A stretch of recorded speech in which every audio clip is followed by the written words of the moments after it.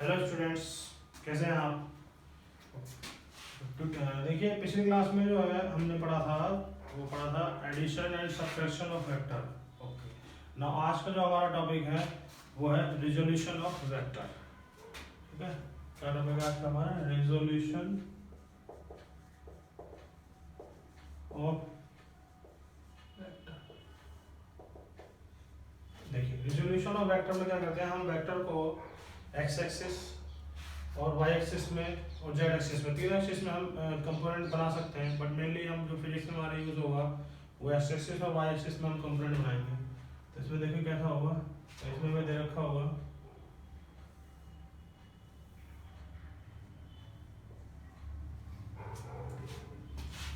इसमें दे रखा होगा ये एक्स एक्सिस और ये क्या दे रखा होगा y axis. Okay, and then हमें मान लीजिए एक वेक्टर दे रखा होगा ऐसे एफ वेक्टर। ठीक है, और इनने एक्स एक्सिस के साथ एंगल कितना बना रखा होगा।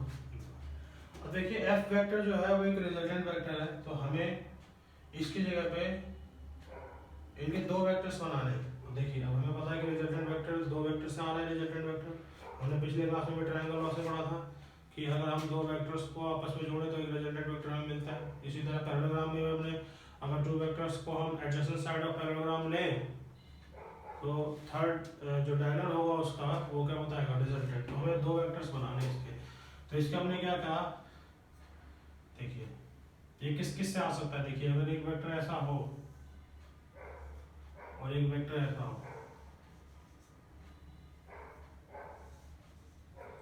उनके सम से ये वेक्टर्स आ सकते हैं। देखो इसको लेके हम पैरेललोग्राम बना लेते हैं। ये इसके पैरेलल हमने ऐसे बना दिया और इसके पैरेलल हमने ऐसे बना दिया। ये क्या है, एफ वेक्टर है। तो देखिए ओरिजिन वो है, इसको ए लिख दिया, इसको बी लिख दिया और इसको सी लिख दिया। नाउ वो भी वेक्टर जो होगा हमारा वो क्या हो जाएगा, वो भी वेक्टर जो होगा वो होगा हमारा, इसको मान लेते हैं लेट्स से। देखिए ये एक्स एक्सिस में है, वेक्टर को लिखने के लिए क्या होता है, वेक्टर का मैग्नीट्यूड इनटू इसकी डायरेक्शन क्या है, आई कैप है। क्योंकि एक्स एक्सिस के लोग क्या होता है आई कैप और वाई एक्सिस के लोग क्या होता है जे कैप। तो अब हमें ओबी का वैल्यू चाहिए। ओबी के वैल्यू को देखिए, in triangle O A B, हम यहाँ पे अगर ओबी चाहते हैं तो हम लगा लेंगे इसमें cos of theta. Cos theta क्या हो जाएगा हमारे पास, ओ बी अपॉन ओ ए। तो ओ बी का वैल्यू क्या आ जाएगा, ओ ए कॉस थीटा। तो ओ बी बराबर क्या आ जाएगा, ओ ए का वैल्यू कितना है, एफ इंटू कॉस थीटा। तो ओ बी का वैल्यू हमारे पास क्या आ गया, एफ कॉस थीटा। इसी तरह अब हमें किसका वैल्यू चाहिए, ए बी का वैल्यू चाहिए। तो ए बी का वैल्यू के लिए हम क्या लगा देंगे, साइन थीटा। तो साइन थीटा बराबर क्या हो जाएगा हमारे पास, साइन थीटा हो जाएगा हमारे पास perpendicular A B divide by hypotenuse कितना हो जाएगा, ओ ए। तो ए बी बराबर कितना हो जाएगा, ओ ए साइन थीटा। तो ओ ए का वैल्यू कितना है, ओ ए का वैल्यू एफ है और ये क्या हो गया साइन थीटा। इसका मतलब ए बी को हम क्या लिख सकते हैं, एफ साइन थीटा। ओके, तो हमारे पास क्या मिल चुका है, वो भी वेक्टर भी मिल गया। अगर हम ए बी वेक्टर से ए बी का मैग्नीट्यूड अगर हमें ए बी वेक्टर लिखना है तो क्या हो जाएगा, ए बी का मैग्नीट्यूड इनटू इसकी डायरेक्शन। और इसकी डायरेक्शन देखिए क्या है, देखिए ये वाई एक्सिस के पैरेलल है, इसका मतलब ये क्या होगा, जे कैप। इसका मतलब ओ ए वेक्टर इज इक्वल टू लिख लेंगे बाय पैरेललोग्राम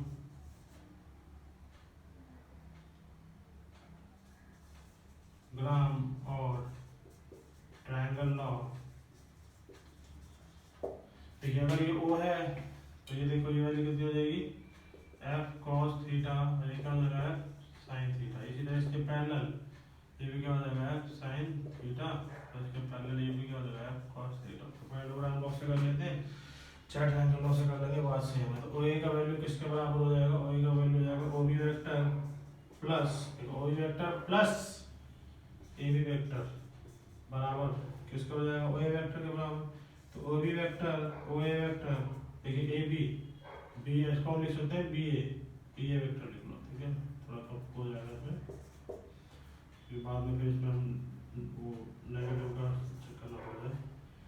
तो ओ ए वेक्टर बराबर क्या रहेगा, ओ बी की वैल्यू हमारे पास है F cos theta i cap plus B A vector क्या होगा एफ साइन थीटा इनटू जे के। और ओ ए वेक्टर है किसके बराबर, ओ ए वेक्टर है एफ वेक्टर के बराबर, इसका मतलब एफ वेक्टर बराबर हो गया हमारे पास F cos theta i cap plus F sin theta j. इसका मतलब ये है कि अगर एफ वेक्टर है और एक्सिस में कितना एंगल है उसका अल्फा लिया है, तो इसको थीटा ले लेते हैं, तो जगह हमने थीटा लिया है। अगर एफ वेक्टर अगर एक्स एक्सिस के साथ थीटा एंगल बना रहा है तो एक्स एक्सिस के अलोंग उसका जो कंपोनेंट होगा वो कितना होगा एफ cos थीटा, और वाई एक्सिस के अलोंग उसका कंपोनेंट क्या होगा एफ sin थीटा। क्लियर है।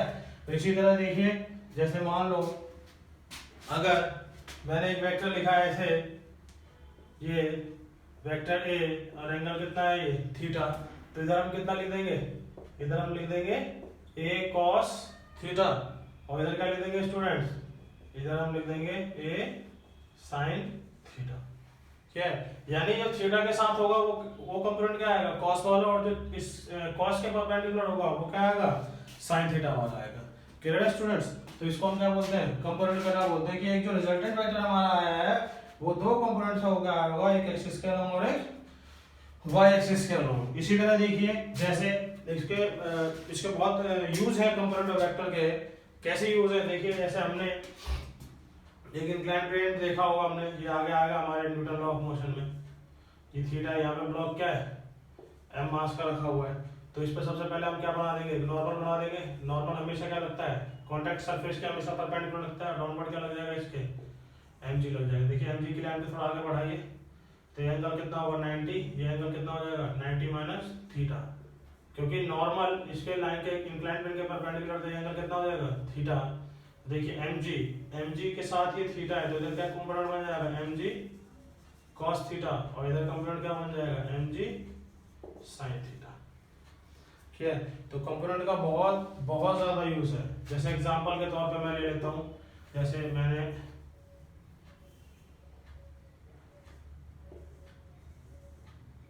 जैसे मुझे दे रखा है 20 न्यूटन, और कितना एंगल पे इंक्लाइंड है, लेट्स से 30 डिग्री के एंगल पे इंक्लाइंड है। हमसे पूछ रहा है फाइंड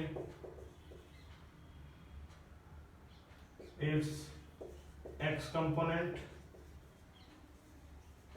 एंड वाई कंपोनेंट।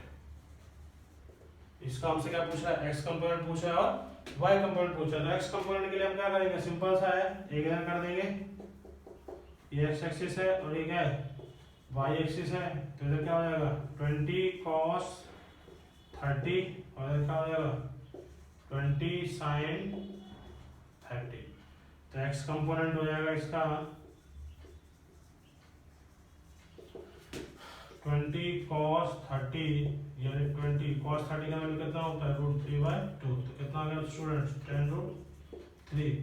और इसी तरह y कंपोनेंट क्या आएगा इसका, y कंपोनेंट हो जाएगा 20 sin 30, और sin 30 का वैल्यू कितना होता है 1/2, तो कितना आ जाएगा ये 10, ये 10 न्यूटन हो गया, और ये 10√3 न्यूटन हो गया। तो कंपोनेंट का ऐसे यूज है फिजिक्स में, इतना ही यूज होता है, इससे ज़्यादा कंपोनेंट का यूज फिजिक्स में नहीं होता। ठीक है, मेनली हम एक्स दो ही डायरेक्शन में कंपोनेंट करते हैं, एक्स एक्सिस में और वाई एक्सिस में। तो ये क्या था स्टूडेंट्स, रिजोल्यूशन ऑफ वेक्टर्स था। ठीक है, इसको नोट कर लीजिए।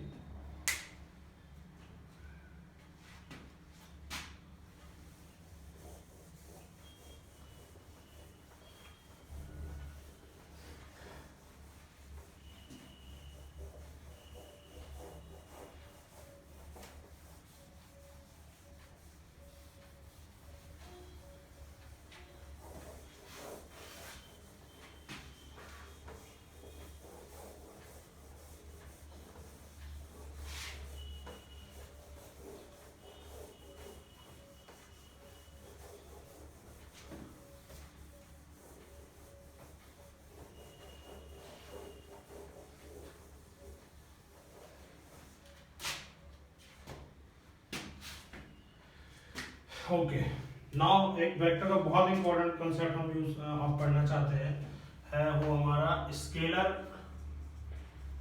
प्रोडक्ट और डॉट प्रोडक्ट। स्केलर प्रोडक्ट और डॉट प्रोडक्ट। देखिए स्केलर नाम से ही क्लियर है कि इस स्केलर प्रोडक्ट में जो रिजल्ट हमारा आता है, जो हम प्रोडक्ट करते हैं उसमें रिजल्ट कैसा आता है, स्केलर आता है। और इसमें हम जो मल्टीप्लिकेशन करते हैं वो डॉट लगा करते हैं। जैसे मान लीजिए अगर मुझे दो वेक्टर ए और बी, तो दोनों का scalar product of two vector A and B can be represented as लिखते हैं A और लगते हैं B और वहां पे बीच में क्या लगा देते हैं, डॉट। इसलिए इसको क्या बोलते हैं, डॉट प्रोडक्ट बोलते हैं। और इसको लिखते हैं हम on and read as A dot B। इसको क्या पढ़ते हैं, A डॉट B। तो A डॉट B, तो एक वेक्टर मल्टीप्लिकेशन का एक तरीका होता है कि हम क्या करते हैं, A डॉट B से भी वेक्टर को मल्टीप्लाई कर सकते हैं। तो इसका एक फॉर्मूला होता है हमारे पास स्टूडेंट्स, वो होता है A dot B equal to होता है mod A mod B into cos theta. ठीक है, और मॉड को हटा के हम सिंपली ऐसे भी लिख सकते हैं A dot B equal to A B of cos theta. तो ये डॉट प्रोडक्ट का फॉर्मूला है कि A dot B equal to क्या होता है हमारे पास, A B cos थीटा। अब इसका जो रिजल्ट है, देखिए इस पूरे रिजल्ट में कहीं भी वेक्टर नहीं है। देखिए A अगेन मैग्नीट्यूड है, B अगेन मैग्नीट्यूड है, और cos थीटा का वैल्यू भी क्या आएगा, एक न्यूमेरिकल वैल्यू आएगा, और कोई डायरेक्शन का इसमें जरूरत नहीं है। तो इसलिए इसका रिजल्ट कैसा आता है, स्केलर आता है। अब देखिए इसमें इसको और हम फर्दर इसको और एप्लीकेशंस में अप्लाई करते हैं। जैसे मान लीजिए हमारे पास हमें निकालना है, और हमें पता है देखिए I J and K are unit vectors. इसका मतलब अगर I का मैग्नीट्यूड लिखेंगे तो भी कितना होगा 1, J का मैग्नीट्यूड लिखेंगे तो भी कितना होगा 1, क्योंकि K का मैग्नीट्यूड लिखेंगे उसका भी कितना होगा 1। क्यों होगा 1, क्योंकि ये सब कैसे हैं, यूनिट वेक्टर, और हमने पढ़ रखा है कि यूनिट वेक्टर का मैग्नीट्यूड कितना आता है, वो 1 आता है। अब देखिए हमें I डॉट I कैलकुलेट करना है, तो हमने लिखा I डॉट I। फॉर्मूला हमारे सामने है कि A डॉट B क्या होता है, mod A mod B cos theta. तो यहाँ पे हम क्या लिख देंगे, मॉड I इंटू कॉस। अब देखिए थीटा देखना है इसमें, तो यहाँ हम लिख लेते हैं theta angle between vector A and vector B। अब देखिए इसमें जो थीटा है वो B और वेक्टर A के बीच का एंगल है। तो इसमें आप देखिए कि I और I, देखिए x एक्सिस ये है और y एक्सिस ये है। तो I वेक्टर इधर होगा और दूसरा I भी क्या होगा, इधर ही होगा। तो I और I के बीच में कितना एंगल हो गया, 0 डिग्री का होगा। तो यहाँ पे हम क्या लिख देंगे, 0 डिग्री, और 1 हो गया, ये 1 हो गया, और cos 0 कितना होता है 1, तो कितना आ गया 1। तो इसका मतलब I डॉट I का वैल्यू किसके बराबर आ गया, 1 के बराबर आ गया। ठीक है, इसी तरह हम निकाल लेंगे J डॉट J। तो J डॉट J फिर फॉर्मूला लगा देंगे, mod J into cos 0, 1 into 1 into 1 कितना हो गया 1। तो इसका मतलब J डॉट J का वैल्यू भी कितना आ गया, 1 आ गया स्टूडेंट्स। ओके, नाउ अगर हम कैलकुलेट करना चाहें K डॉट K, तो क्या आ जाएगा, K मॉड इंटू cos 0, क्योंकि K और K के बीच का एंगल भी क्या होगा 0, क्योंकि दोनों वेक्टर क्या है, सेम एक्सिस के अलॉन्ग ही है। तो ये क्या आ गया 1 इंटू 1 इंटू 1 कितना आ गया 1। तो इसका मतलब K डॉट K के वैल्यू किसके बराबर आ गया, वो भी 1 के बराबर आ गया। इसका मतलब अगर हम एक रिजल्ट स्पेसिफाई करें तो I डॉट I बराबर J डॉट J बराबर K डॉट K बराबर किसके होगा, 1 के बराबर होगा। तो I डॉट I बराबर J डॉट J बराबर क्या होगा, K डॉट K के बराबर होगा। क्लियर है स्टूडेंट्स, ओके। नाउ ये तो हमने क्या किया, ये हमने सिमिलर वेक्टर्स का डॉट प्रोडक्ट किया। अब हम करना चाहते हैं डिफरेंट वेक्टर्स का, जैसे I का J के साथ, J का K के साथ, K का I के साथ। तो उस केस में रिजल्ट हम लिखना चाहते हैं क्या होगा, ओके।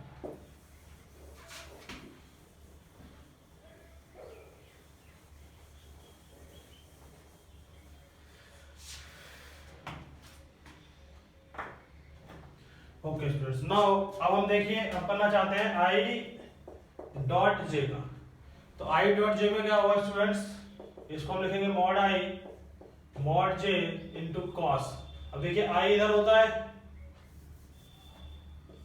और जे किधर होगा इधर, तो जे इधर है आई इधर है, कितना एंगल दोनों के बीच का 90 डिग्री, क्योंकि आई एक्सिस किससे अलोंग है और वाई किधर है जे किधर है वाई एक्सिस के अलोंग है, तो दोनों के बीच का एंगल कितना है 90 डिग्री। कितना हो जाएगा i dot j equal to 1 into 1 into cos 90 का वैल्यू कितना होता है 0, तो कितना आ गया 0।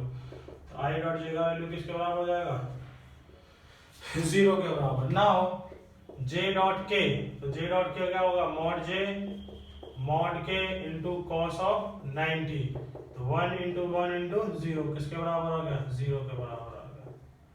नाउ फिर हम क्या करेंगे k डॉट आई, तो k डॉट आई क्या होगा mod I into cos of 90, तो 1 इंटू 1 इंटू 0 किसके बराबर आ गया 0 के बराबर आ गया।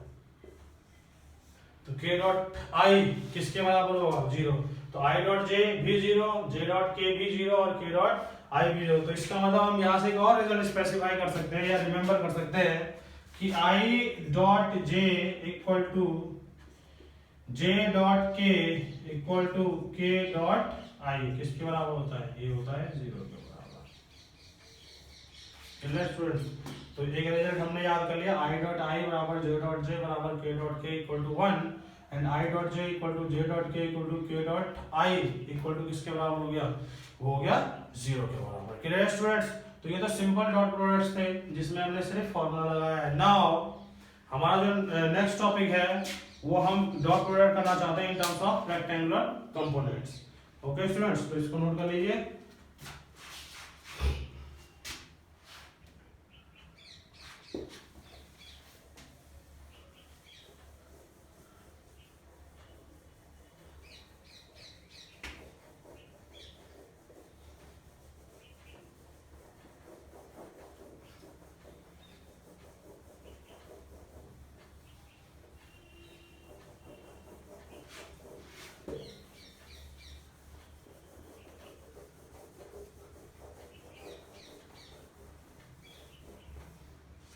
ओके, तो नाउ जो हमारा नेक्स्ट टॉपिक है वो है डॉट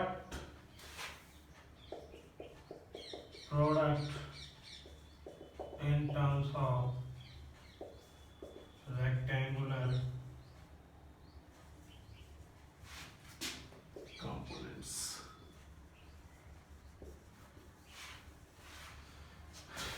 तो डॉट प्रोडक्ट हम किस टर्म्स में लिखना चाहते हैं, रेक्टेंगुलर कंपोनेंट्स के टर्म्स में देखना चाहते हैं। तो हमें दे रखा है, देखिए एक vector a1 i cap plus a2 j cap plus a3 k cap, vector b दे रखा है b1 i cap plus b2 j cap plus b3 k cap.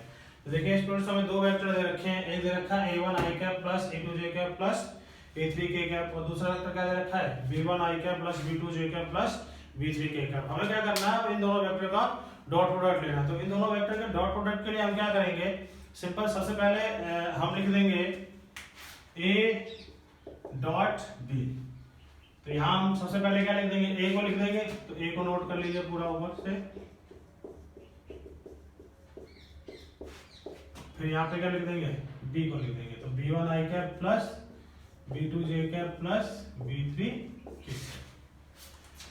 तो a की जगह पे लिख दिया, b की जगह पे b लिख दिया। अब हमें इसका मल्टीप्लिकेशन करना है, तो इनका मल्टीप्लिकेशन करना है। तो देखिए इसका पहले इस पूरी ब्रैकेट के साथ कर देते हैं। तो देखो इसको हम लिख सकते हैं ऐसा a1 i cap dot b1 i cap plus b2 j cap plus b3 k cap plus फिर क्या कर देते हैं a2 j कैप, इसका डॉट पूरे के साथ ले लेते हैं b1 i cap plus b2 j cap plus b3 k cap. फिर क्या बचा है a3, तो a3 ले लेते हैं और k कैप, इसका डॉट इस पूरे के साथ कर देते हैं b1 i cap plus b2 j cap plus b3। तो अब हमने क्या कर दिया, डॉट प्रोडक्ट कर दिया। ये तो मैथमेटिक्स सिंपल कैलकुलेशन का रूल है, मल्टीप्लिकेशन का रूल है।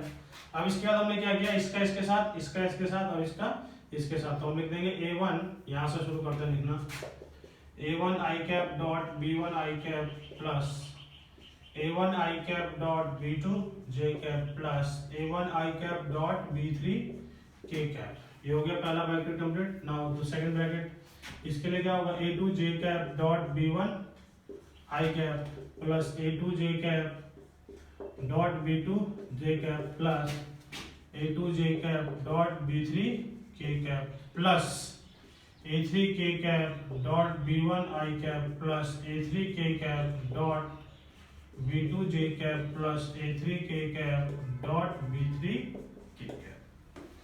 तो हम सबके डॉट प्रोडक्ट कर दिया। हमें पता है रिजल्ट यूज करेंगे अब हम इसमें कि आई डॉट आई किसके बराबर होता है 1 के बराबर, जे आई डॉट जे क्या होता है 0। तो देखिए आई डॉट जे तो क्या हो गया, ये हो गया 0। इसी तरह आई डॉट के क्या हो गया 0, बी डॉट जे क्या हो गया 0, जे जे वाला नहीं होगा 0, ये क्या हो जाएगा 0, ये क्या हो गया 0, ये क्या हो गया 0। तो देखिए हमारे पास सेम वेक्टर वाले हमने सारे रख लिए और जो डिफरेंट का डॉट प्रोडक्ट होता है उसको हमने किसके बराबर कर दिया 0 के बराबर। तो रिजल्ट हमारे पास देखिए क्या आएगा, इसको हम डायरेक्ट लिख सकते हैं, कितना हो जाएगा मॉड इसका देखो मैग्नीट्यूड इसका तो 1 होगा, इसका कितना हो जाएगा a1, इसका मैग्नीट्यूड कितना होगा b1 इनटू cos 0 कितना होगा 1, तो लिख लेते हैं cos 0 प्लस ये क्या हो जाएगा a2 b2 into cos 0 plus a3 b3 into cos 0 कितना हो गया ये a1 b1 into 1 plus a2 b2 into 1 plus a3 b3 into 1। तो क्या आ गया रिजल्ट हमारे पास a1 b1 plus a2 b2 plus a3 b3 किसके बराबर आ गया हमारे पास, ये आ गया a dot b।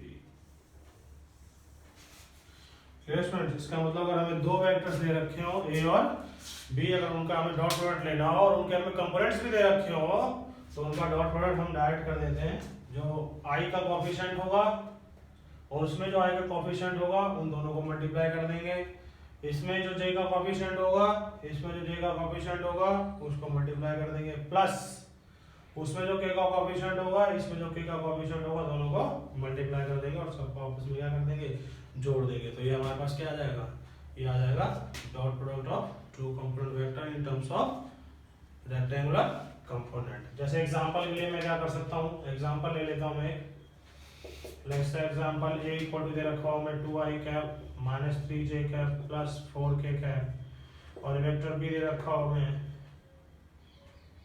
3i cap plus 2j cap minus 3k cap. इनका डॉट प्रोडक्ट लिखना है मुझे, तो हम क्या लिखेंगे a dot b equal to 2 को 3 से मल्टीप्लाई कर देंगे डायरेक्ट i का के साथ, प्लस 3 का किससे मल्टीप्लाई कर देंगे 2 के साथ, प्लस 4 का किससे मल्टीप्लाई कर देंगे 3 के साथ और साइन के साथ लेना इसको हमें, तो क्या हो जाएगा ये 6 माइनस 12 कितना आ गया, इससे कैंसिल आउट हो गया तो कितना सा आ गया। देखिए इस वाले रिजल्ट में कहीं भी वेक्टर नहीं आया है, इस वाले रिजल्ट में जो रिजल्ट आया है वो कैसा आया हमारे पास स्केलर आया, इसलिए कौन सी क्वांटिटी कहलाएगा स्केलर क्वांटिटी कहलाएगा। इसका मतलब डॉट प्रोडक्ट में जो रिजल्ट आता है वो कैसा आता है स्केलर आता है, इसलिए हम इसको क्या बोलते हैं स्केलर प्रोडक्ट भी बोलते हैं। क्लियर है स्टूडेंट्स, ओके इसको नोट कर लीजिए। तो ये हमारा क्या था scalar product in terms of rectangular component. Okay इसको नोट कर लीजिए। ओके नाउ इसके कुछ प्रॉपर्टीज होती हैं वो हम देख लेते हैं।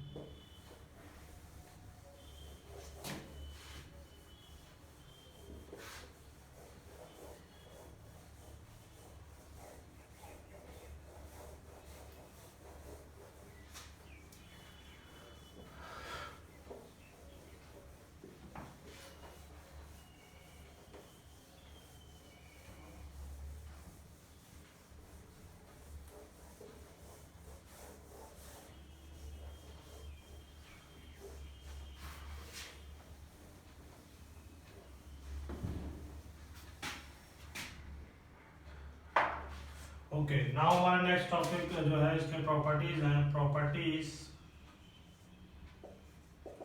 Scalar product. नाउ इसकी प्रॉपर्टीज के बारे में पढ़ते हैं। देखिए इसकी बहुत प्रॉपर्टीज होती है। सबसे पहला इसका जो प्रॉपर्टी है वो है कम्यूटेटिव, तो इसको लिखेंगे कि स्केलर प्रोडक्ट इज कम्यूटेटिव। देखिए स्केलर प्रोडक्ट इज कम्यूटेटिव, इसका मतलब क्या होता है, इसका मतलब ये होता है कि आप a डॉट b लिख लें या फिर बी डॉट ए लिख लें, वो क्या आता है, सेम आता है।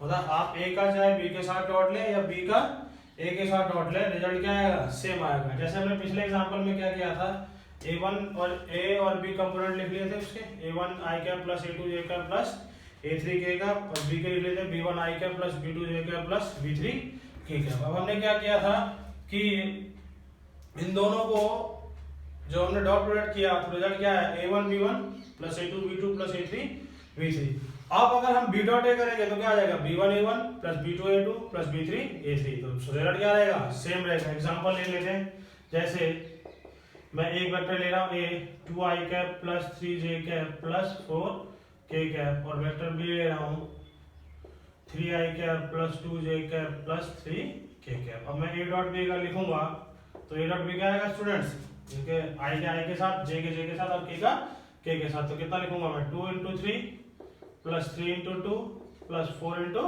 3, कितना आ गया, 6 प्लस 6 प्लस 12, कितना आ गया 24। तो ये हमारे पास क्या आ गया, a डॉट b। इसी तरह अगर मैं लिखना चाहूँ b डॉट a, तो b डॉट a क्या करूंगा, b के साथ a के साथ कर दूंगा, तो पहले इसको लिखूंगा बाद में इसको लिख लूंगा। तो 3 into 2, पहले 2 को लिख दूंगा, फिर 3 को लिख दूंगा, फिर 3 को लिख दूंगा, फिर 4 को, कितना जाएगा 6 प्लस 6 प्लस 12, कितना आ गया इसका 24।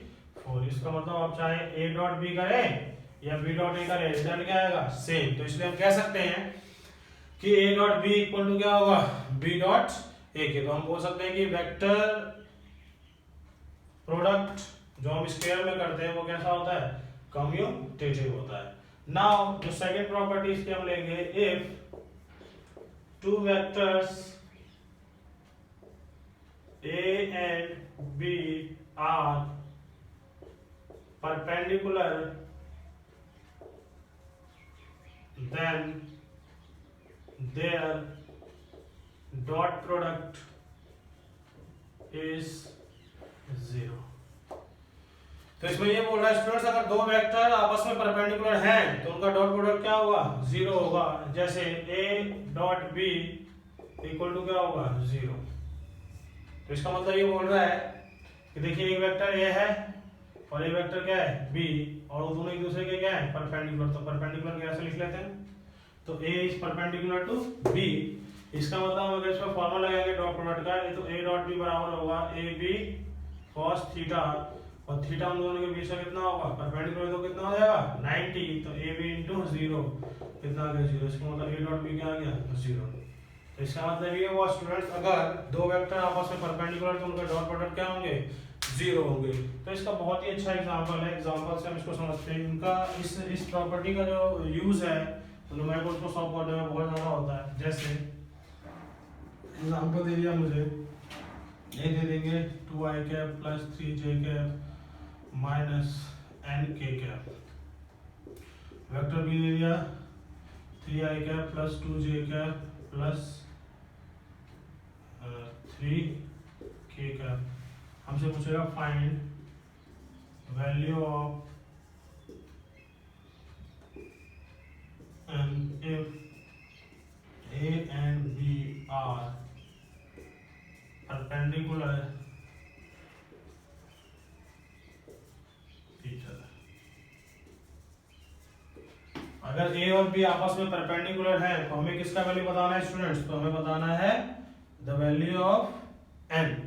तो कैसे निकालेंगे हम, तो a डॉट b कर देंगे डायरेक्ट, तो इधर लिखेंगे a डॉट b, तो क्या करेंगे इसका इसके साथ 2 into 3, इसका इसके साथ प्लस 3 into 2 प्लस क्या कर देंगे माइनस into 3, और a डॉट b को किसके बराबर कर देंगे 0 के बराबर, क्योंकि क्या है परपेंडिकुलर है। क्या जाएगा 6 प्लस 6 माइनस 3n, कितना हो जाएगा इधर minus 12 equal to minus 3n, से माइनस से माइनस गया 3 से क्या आ गया 4, तो n का वैल्यू किसके बराबर आ गया 4 के बराबर। तो यहाँ से हम इसको ऐसे सॉल्व कर सकते हैं कि अगर दो वेक्टर, यानी इन फ्यूचर हमें कभी भी अगर ये बोला जाए कि दो वेक्टर आपस में कैसे हैं परपेंडिकुलर हैं तो उनका डॉट प्रोडक्ट क्या रहेगा 0 रहेगा, तो वहां से हम जो भी वैल्यू अननोन रहेगी उस वैल्यू को हम कैलकुलेट कर सकते हैं। क्या है स्टूडेंट्स, तो एक तो vector product is commutative and dot product of two vector is क्या होता है 0 होता है। ठीक है। तो यही दो इंपॉर्टेंट प्रॉपर्टीज मेनली हम डॉट प्रोडक्ट में यूज करते हैं। देखिए इसके एग्जांपल्स क्या हो सकते हैं। एग्जांपल ऑफ डॉट प्रोडक्ट, देखो कौन कौन सा हो सकता है डॉट प्रोडक्ट। डॉट प्रोडक्ट का देखो पहला एग्जांपल तो ये होगा, अच्छा power is the dot product of force and velocity. ठीक है, पावर एक स्केलर क्वांटिटी होता है, बट वो प्रोडक्ट किसका होता है, दो वेक्टर्स का डॉट प्रोडक्ट होता है। इसमें एफ जो है वो किसको बताएगा, फोर्स को, और वी किसको बताएगा, तो वेलोसिटी को। ठीक है, और क्या एग्जांपल हो सकता है, इसे वर्क इक्वल टू होता है एफ डॉट एस, तो एफ किसको बताता है, फोर्स को, और एस किसको बताता है, डिस्प्लेसमेंट को। ठीक है, तो ये कुछ डॉट प्रोडक्ट के क्या है एग्जांपल्स, एक पावर है और एक क्या है, वर्क डन है। ऐसे बहुत सारे एग्जांपल्स हैं, तो अभी वो तो क्लास में है, तो ये आपको अंडरस्टूड नहीं होगा, तो ये थोड़ा बहुत समझ में आएगा आप लोगों को।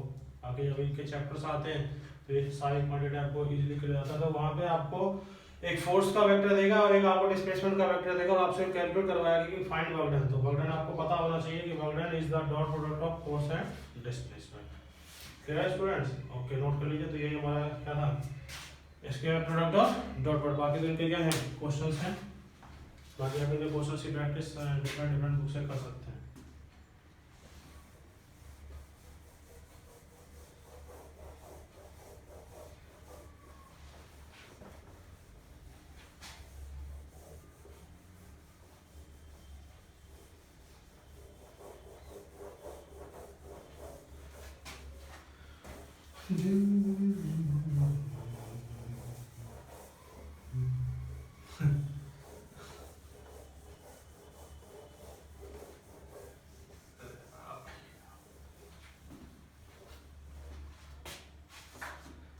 ओके नाउ देखिए, ये तो हमारा क्या था, डॉट प्रोडक्ट। नाउ अब हमारा नेक्स्ट जो टॉपिक है वो होगा हमारा वेक्टर प्रोडक्ट का।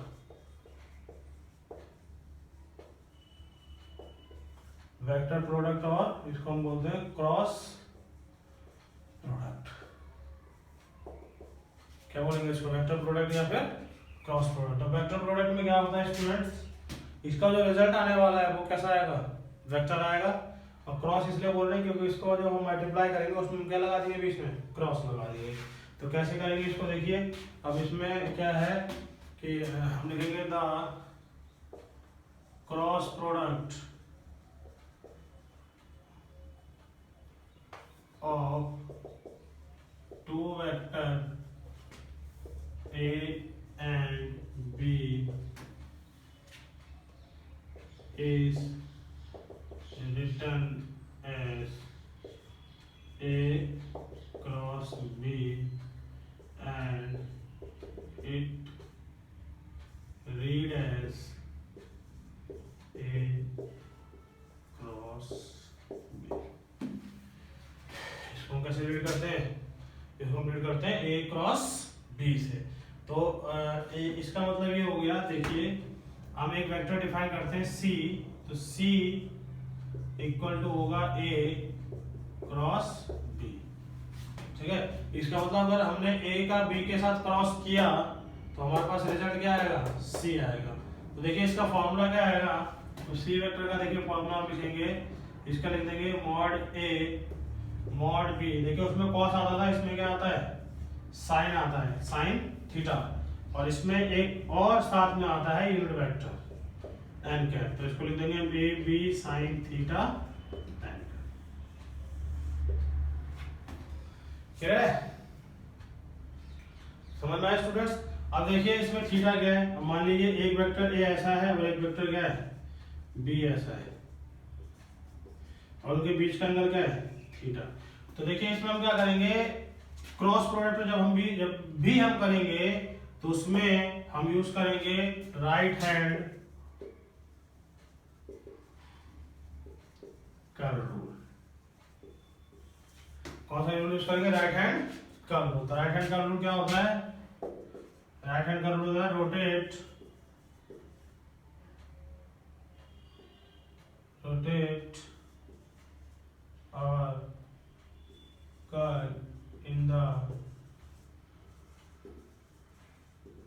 डायरेक्शन ऑफ ए टू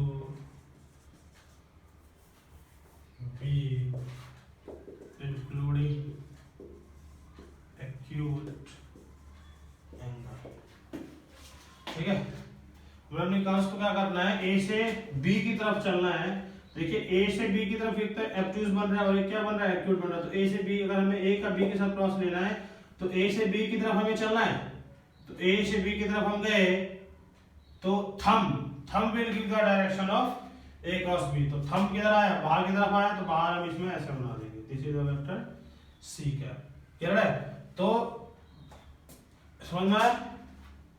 तो ए से बी की तरफ जाने पे क्या लिखा, रोटेट आवर फिंगर लिख लो, in the direction of A to B including acute angle, then thumb will give the direction of A cross B। और A cross B का मतलब ही क्या है, C है। तो जो A क्रॉस B का डायरेक्शन है वो किसका डायरेक्शन होगा, C का। तो C का डायरेक्शन कैसा आ गया, A से B की तरफ हो गया, तो बाहर की तरफ आ गया। तो इसलिए हमने इसको कैसा बना दिया, बाहर की तरफ। बाहर के लिए तरह से वेक्टर बना नहीं सकते, तो इसलिए लगा दिया बाहर ऊपर की तरफ बना दिया। क्लियर है? तो इसका मतलब A क्रॉस B जो वेक्टर है उसमें जो हम रूल यूज करने वाले हैं वो right hand square rule use करने वाले हैं। क्लियर है? तो A क्रॉस B तो ये आ गया हमारे पास। अगर हम इसके मैग्नीट्यूड की बात करें तो देखिए A क्रॉस B जो आया है वो आया है AB sin theta and cap. इसी तरह अगर हम B क्रॉस A निकाले, देखिए B क्रॉस A, तो हम B से A की तरफ जाएंगे। तो B से A की तरफ देखिए अब हमें ऐसे करना पड़ेगा अपने अंगूठे को अंदर की तरफ, तभी हम B से A की तरफ जा सकते हैं। किधर आ गया, इनवर्ट आ गया वो। तो B क्रॉस A बराबर कितना आ जाएगा, AB sin थीटा। अब देखिएगा एंड कैप बाहर की तरफ पॉजिटिव, तो अंदर की तरफ क्या आ जाएगा, नेगेटिव, क्योंकि डायरेक्शन बदल चुका है। तो यहाँ हम क्या लिख देंगे, माइनस एंड कैप। तो इसका मतलब AB क्रॉस A बराबर minus of AB sin theta and cap. और ये किसके बराबर है, वो है A क्रॉस B के बराबर। इसका मतलब स्टूडेंट्स B क्रॉस A बराबर होता है A क्रॉस B के माइनस साइन के साथ। तो A क्रॉस B बराबर नहीं होता है किसके, B क्रॉस A के। जैसे हमारे डॉट प्रोडक्ट में क्या था, हम चाहे A डॉट B कर लेते थे या B डॉट A कर लेते थे, दोनों का वैल्यू क्या होता है बराबर। बट इस केस में बराबर नहीं होगा, क्यों, क्योंकि यहाँ पे क्या आ जाएगा स्टूडेंट्स, वहाँ पे वेक्टर आ जाएगा। वहाँ वेक्टर का कोई भी चक्कर नहीं था, वहाँ पे रिजल्ट कैसा आना था, स्केलर। बट यहाँ पे रिजल्ट क्या आएगा, वेक्टर आएगा। क्लियर है? अब हमसे पूछे फाइंड एंगल बिटवीन, या इसको नोट कर लीजिए, नेक्स्ट स्लाइड में इसको हम देखते हैं। क्लियर है स्टूडेंट्स? तो A क्रॉस B बराबर नहीं होता है B क्रॉस A के। और A क्रॉस B हम निकालते कैसे हैं, उसका डायरेक्शन A से B की तरफ। कौन सा यूज करते हैं, right hand curve rule. Clear है? समझ में आया? तो उसमें फिंगर्स को A से B की तरफ करते हैं, जिसके साथ हमें क्रॉस लेना होता है, इंक्लूडिंग द स्मॉलेस्ट एंगल या acute angle between A and B, then thumb will give the direction of A cross B। Okay, इसको नोट कर लीजिए।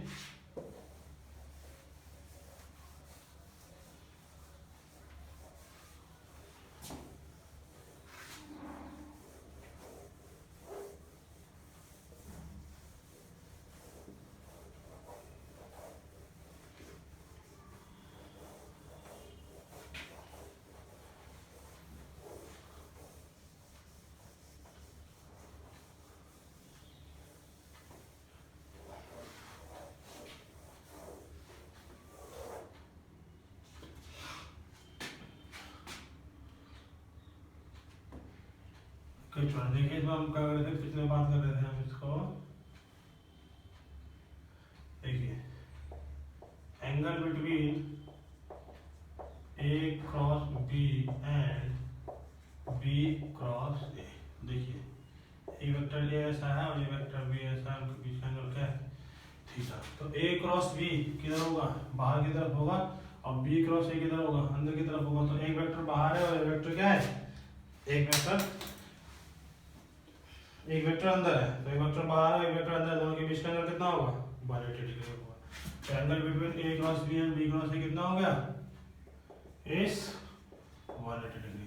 तो अगर हम ए क्रॉस बी का बी क्रॉस ए के साथ अगर डॉट प्रोडक्ट लेंगे तो कितना आ जाएगा? वो 0 होगा। क्यों होगा 0? देखिए a cross b dot b cross a, formula क्या लगा देंगे? ए क्रॉस बी का magnitude into b cross a का magnitude into a cross b और बी क्रॉस ए के बीच का एंगल कितना है? 180 डिग्री है। तो 180 डिग्री क्या होगा? सॉरी, इसका रिजल्ट आ रहा है, ओके क्रॉस था ये, तो हम डॉट क्रॉस प्रोडक्ट छोड़ रहे हैं ना, यहाँ पे हम क्रॉस कर देंगे, ठीक है। तो ए क्रॉस बी और बी क्रॉस ए के बीच का एंगल कितना हो जाएगा? रिजल्ट कितना आएगा? 0। तो क्या कर देंगे यहाँ पे? साइन। तो साइन 180 डिग्री कर देंगे तो कितना आ जाएगा स्टूडेंट्स? ये कुछ भी हो ये कुछ भी हो इनटू कितना? 0 हो गया।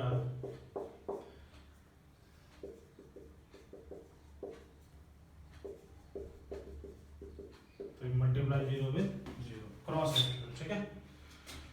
ओके नाउ अब देखिए वेक्टर या ऐसे लिख सकते हैं हम, a cross b is perpendicular to a and b. देखिए ए इधर है, बी इधर है, उनके बीच का एंगल क्या है? थीटा। तो ए क्रॉस बी आएगा कैसे? बाहर की तरफ आएगा तो वो ए के परपेंडिकुलर भी होगा और बी के परपेंडिकुलर होगा। ये दोनों वेक्टर इस प्लेन में लाई कर रहे हैं और कोई तीसरा वेक्टर जो है वो इन दोनों के क्या है? परपेंडिकुलर है, क्योंकि सी वेक्टर होगा ऐसा, बी क्रॉस बी वाला एन कैप वाला वेक्टर जो सी बता रहा है हमें।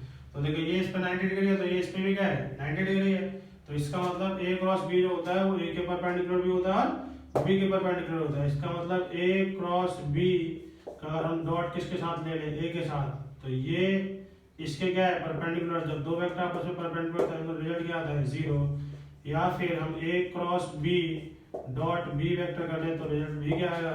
0, क्योंकि ए क्रॉस बी भी किसके परपेंडिकुलर है? बी के परपेंडिकुलर। तो ए के परपेंडिकुलर भी ए क्रॉस बी है और बी के परपेंडिकुलर भी ए क्रॉस बी है, दोनों का रिजल्ट क्या आता है? 0। इसका मतलब ए क्रॉस बी डॉट ए भी 0 आएगा और बी ए क्रॉस बी डॉट बी भी 0 आएगा। Clear students?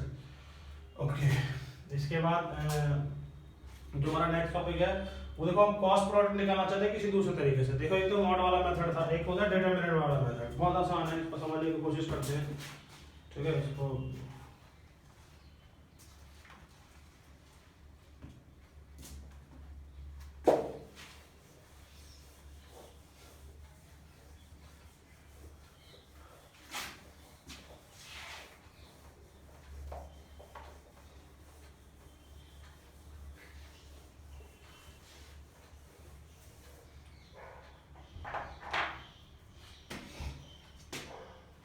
इसमें क्या है, ऐसे हम लिख लेंगे vector product in terms of rectangular component.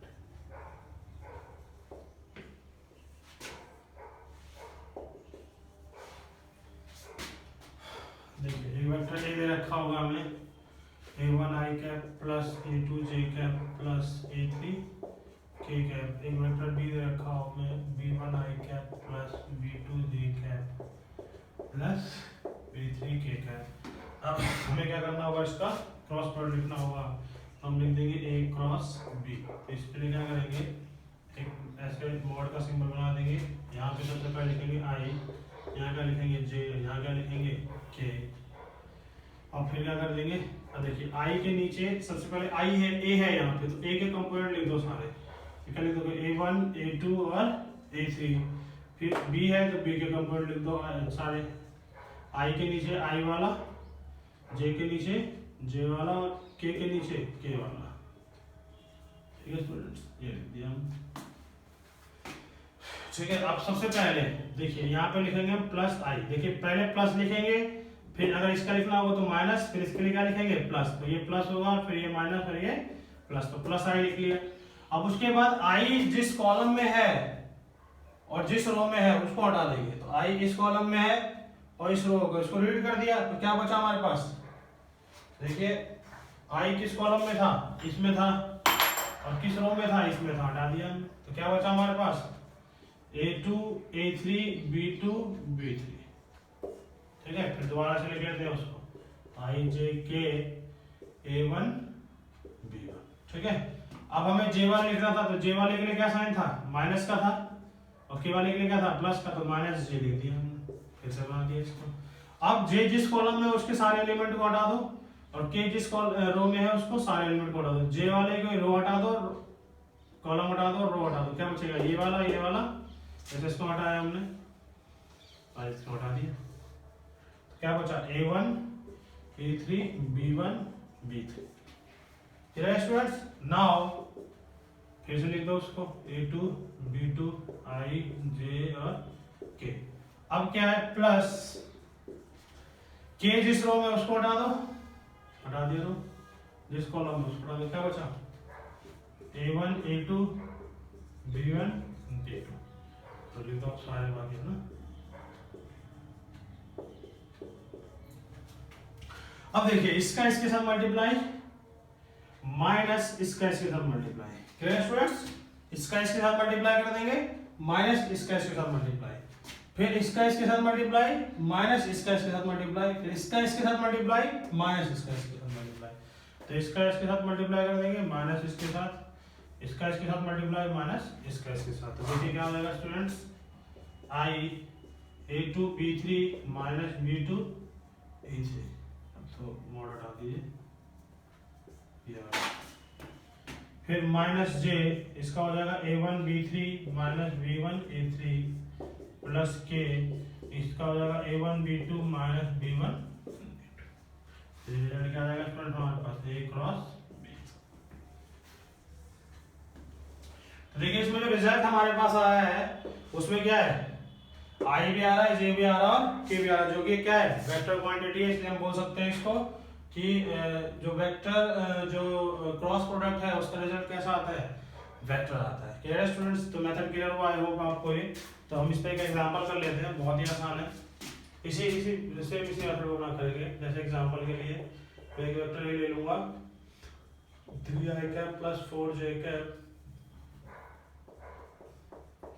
Plus 5k cap, B vector ले लूंगा 3i cap plus 2j cap plus 3k cap. तो A क्रॉस B अगर मुझे करना होगा तो सबसे पहले मैं क्या लिख लूंगा, I फिर J फिर K।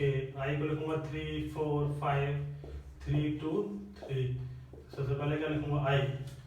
तो आप सबसे पहले क्या करेंगे, I की कॉलम जाएगी और I की रो जाएगी, तो क्या बचेगा हमारे पास एलिमेंट 4 5 2 3, फिर लिखेंगे माइनस, तो एक बार क्या होगा, ये गया और ये गया, तो कितना बचेगा 3 5 3 3 प्लस K, फिर ये गया तो बचा ये 3 4 3 2।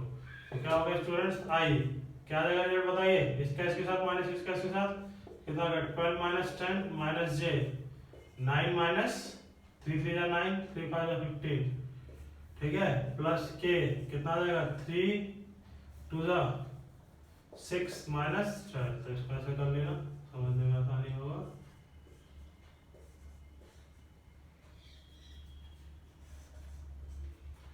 तो कितना देगा रिजल्ट हमारे पास, 2i cap minus J minus 6 minus 6k cap. तो कितना देगा students, 2i cap plus 6j cap minus 6k cap. This is result of A cross B।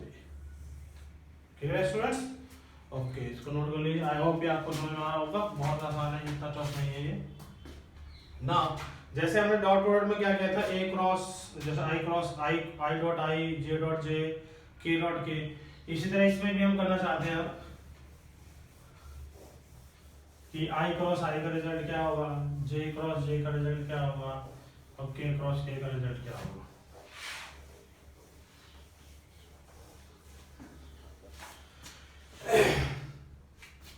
तो देखिए स्टूडेंट्स, जैसे मुझे लिखना है I क्रॉस I, तो फॉर्मूला तो हमें पता है, मॉड I और I के बीच का एंगल कितना होगा, 0 होगा, तो साइन 0 इंटू क्या कर देंगे एन कैप। तो ये हो जाएगा 1 into 1 into 0 into n cap, और सब क्या हो जाएगा 0, तो इसको हम क्या लिख देंगे आंसर में 0 वेक्टर, क्योंकि रिजल्ट क्या आ रहा है 0, और ये आई क्रॉस आई का रिजल्ट क्या आना है वेक्टर आना है, तो इसमें हमने इसको क्या बोल दिया 0 वेक्टर। इसी तरह j क्रॉस j क्या हो जाएगा mod j into sine 0 into n cap, तो कितना हो गया 1 into 1 into 0 into n cap, कितना आ गया 0 वेक्टर।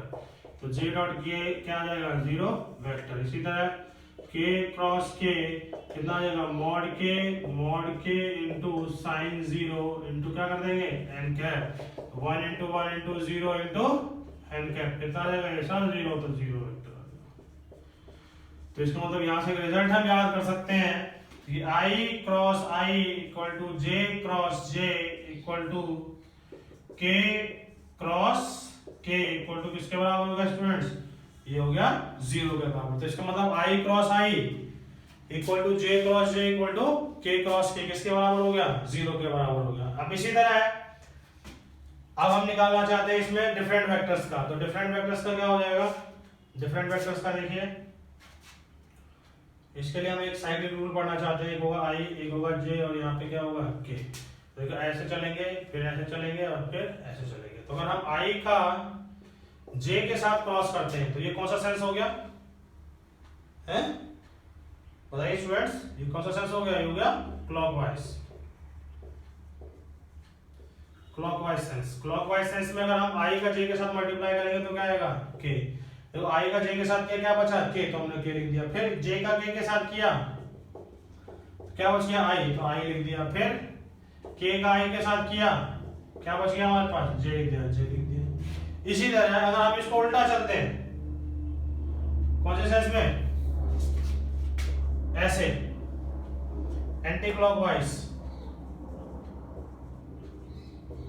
अगर एंटी क्लॉकवाइज सेंस लेंगे तो अगर i क्रॉस k करेंगे तो क्या रिजल्ट आएगा -j, तो i के बचा क्या -j, फिर k क्रॉस j करेंगे तो क्या बचेगा -i, फिर j क्रॉस i करेंगे तो क्या बचेगा -k।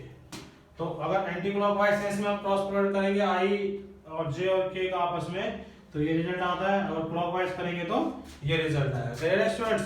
तो इसी तरह देखिए अगर हम i क्रॉस j करते हैं तो क्या आएगा हमारे पास i क्रॉस j बराबर मॉड j, और i और j के बीच का एंगल कितना होता है 90 इंटू एन कैप। इसमें हमें पता है कि एन कैप क्या आने वाला है, i का k के साथ क्रॉस लेंगे तो वेक्टर क्या आने वाला है k कैप, i का j के साथ लेंगे तो 1 into 1 into 1 into k cap, तो क्या रिजल्ट आ गया k कैप आ गया।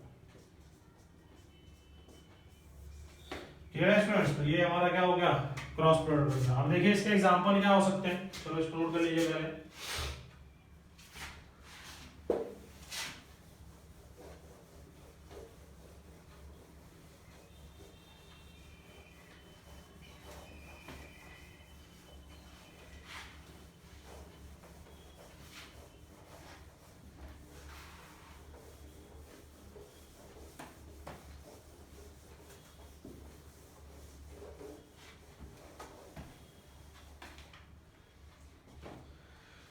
और देखिए स्टूडेंट्स इसमें क्या है एग्जांपल अगर हम ले तो देखिए एग्जांपल क्या हो सकता है, एग्जांपल ऑफ क्रॉस प्रोडक्ट।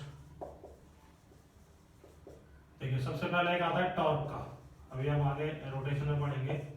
तो टॉर्क बराबर, इसको टॉर्क को ऐसे रिप्रेजेंट करते हैं इस सिंबल से, टी को थोड़ा सा तिरछा बना देते हैं, जैसा आर क्रॉस एफ। इसमें आर जो है वो होता है पोजीशन वेक्टर, और एफ क्या होता है स्टूडेंट्स, ये होता है force.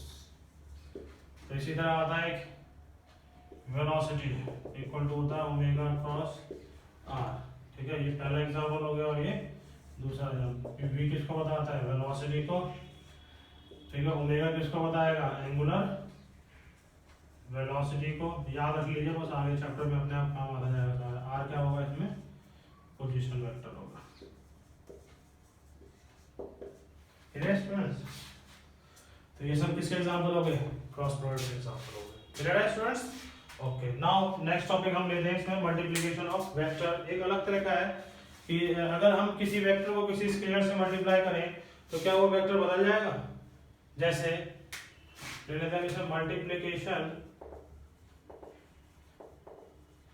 Of vector by scalar.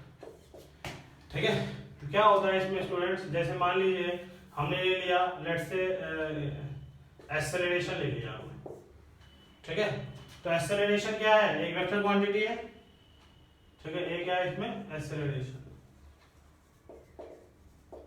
Late acceleration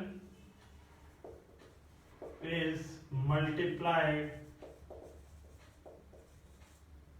by a scalar से मास, मास से हमने इसको मल्टीप्लाई कर दिया, तो एक्सेलरेशन इनटू क्या कर दिया हमने, मास से मल्टीप्लाई कर दिया। मास इनटू एक्सेलरेशन क्या होता है, फोर्स होता है स्टूडेंट्स। तो फोर्स एक कैसा है, देखो फोर्स आ गया, तो क्या हम एक वेक्टर को स्केलर से मल्टीप्लाई करेंगे तो क्या वो वेक्टर बदल जाएगा, उसका नेचर बदल जाएगा, यस, वो क्या बन जाएगा, वो एक दूसरा वेक्टर बन जाएगा। तो एक्सेलरेशन एक अलग वेक्टर है, फोर्स एक अलग वेक्टर, तो इसका मतलब यहाँ से हम फॉर्मूला लिख सकते हैं, force equal to mass into acceleration. तो देखिए ये एक वेक्टर क्वांटिटी है, ये क्या है, स्केलर, ये क्या है, वेक्टर है। तो ठीक है, तो देखिए वेक्टर वेक्टर का मल्टीप्लिकेशन क्या आएगा, वेक्टर वेक्टर का मल्टीप्लिकेशन स्केलर भी आ सकता है, वेक्टर भी आ सकता है। इसी तरह वेक्टर स्केलर और वेक्टर का मल्टीप्लिकेशन क्या आ रहा है, वेक्टर आ रहा है, ठीक है। बट यहाँ पे एक्सेलरेशन क्या बन गया, अगर इसको हम स्केलर से मल्टीप्लाई करेंगे तो क्या बन जाता है, ये फोर्स बन जाता है। तो यहाँ पे वेक्टर का क्या बन गया, नहीं सही बन गया। क्लियर है स्टूडेंट्स, तो ये ऑल अबाउट हमारा क्या है, वेक्टर्स है, ठीक है। फिजिक्स में हमारा ये वेक्टर यूज होने वाला है, इससे ज्यादा वेक्टर फिजिक्स में यूज नहीं होता। बाकी जो भी और भी वेक्टर्स होते हैं वो उसमें मैथमेटिक्स में आपके 12th क्लास में होंगे। तो आई होप आपको ये चैप्टर समझ में आया होगा। क्लियर है स्टूडेंट्स, नाउ नेक्स्ट टॉपिक जो हम अपना स्टार्ट करेंगे वो motion in straight line start करेंगे। उसमें हम पूरा position vector, displacement vector, displacement क्या होता है, फिर एवरेज वेलोसिटी, एवरेज स्पीड, अब हम वहां से डिस्टिंग्विश उन चैप्टरों में डिस्टिंग्विश कर पाएंगे कि क्या डिफरेंस होता है एवरेज स्पीड और एवरेज वेलोसिटी में। देखिए स्पीड एक स्केलर क्वांटिटी है, वेलोसिटी क्या है, एक वेक्टर क्वांटिटी है। तो स्पीड को डिफाइन करने के लिए हमें किसी भी डायरेक्शन का जरूरत नहीं है, बट हाँ वेलोसिटी को डिफाइन करने के लिए हमें किसका जरूरत पड़ता है, डायरेक्शन का जरूरत पड़ता है। क्लियर है स्टूडेंट्स, तो इसलिए हमने वेक्टर को सबसे पहले ही पढ़ लिया ताकि हमें कोई दिक्कत ना हो स्केलर क्वांटिटी और वेक्टर क्वांटिटी में, और हमें ये अंतर पता चल सके कि what is average speed and what is instantaneous speed and what is, है ना, what is velocity, what is acceleration, है ना। तो इन सब के बारे में हमें जो डिफरेंस है वो क्लियर कर सके ढंग से वहां पे। और what is the difference between distance and displacement, कि डिस्टेंस और डिस्प्लेसमेंट में अंतर क्या होता है। कि देखिए डिस्टेंस एक स्केलर क्वांटिटी और डिस्प्लेसमेंट क्या है, वेक्टर क्वांटिटी। जैसे आप क्या करेंगे, आप एक जगह से घूम के वहीं आ जाए, तो जहां से घूम के वहीं आते हैं, जहां पे आपने स्टार्ट किया घूम के वहीं वापस आ गए, तो वो क्या कहलाता है हमारा, वहां पे डिस्प्लेसमेंट 0 माना जाता है। बट डिस्टेंस आप जहां से घूमे वहां आ गए, तो जैसे जैसे आप चल के आए होंगे वो सारा डिस्टेंस आपका जुड़ जाएगा। तो डिस्टेंस एक क्या है, स्केलर क्वांटिटी, और डिस्प्लेसमेंट क्या है, वेक्टर क्वांटिटी है। तो वहां अगले चैप्टर में हम वेक्टर का बहुत ही अच्छा खासा यूज करने वाले हैं। तो आप इन चैप्टरों को रिवाइज कर लीजिएगा, एक बार फिर से उसको पढ़ लीजिएगा ताकि हमारे नेक्स्ट जो चैप्टर्स हो आपको अच्छी तरह समझ में आ सके। Clear students, thank you.